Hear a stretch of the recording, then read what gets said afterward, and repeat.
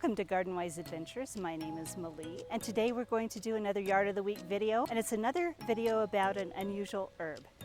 Now, it's not unusual in that people haven't grown it, but it's unusual in how people use it. So let me show you what we're going to talk about today.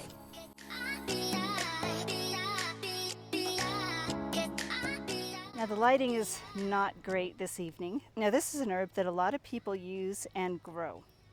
This one is actually what is normally called cilantro.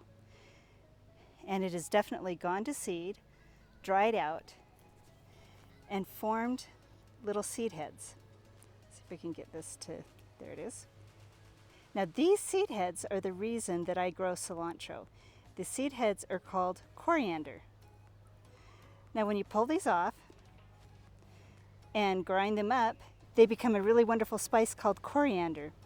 Now, you can use these seeds to reseed your cilantro for next year. It reseeds with abandon and you'll get a ton of cilantro, but definitely let it go to seed.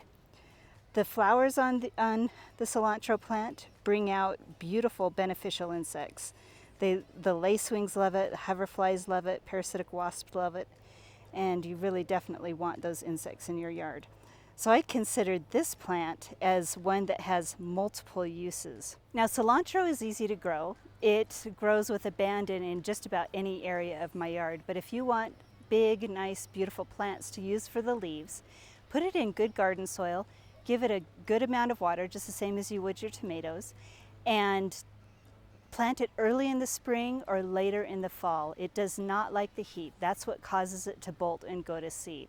Now let's go inside and I'm going to show you what I make with coriander seeds. So these are the seeds that I gathered last year. I really have an abundance of them. I haven't used all of them. But what I do is I take my coriander, dried onion. You can make that with your own onions. You can actually dry them on a dehydrator.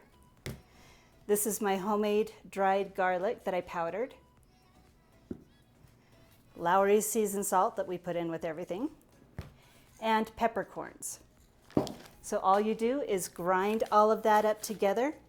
And I do almost equal parts of everything. It's a little heavy on the pepper, but I really like things a little peppery. And I use this as a meat rub. I use it in soup stocks.